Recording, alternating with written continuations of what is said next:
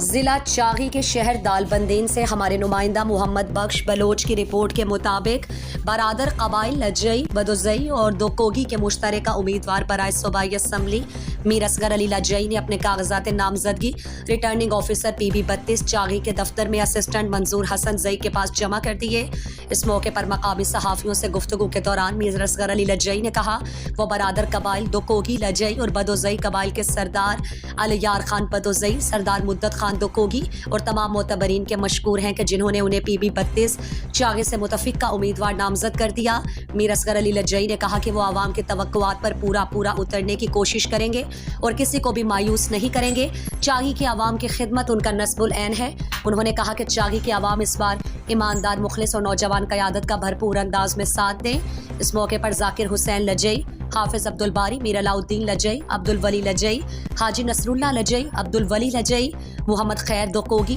ملک عثمان بدوزئی، Abdul Rashid لجئی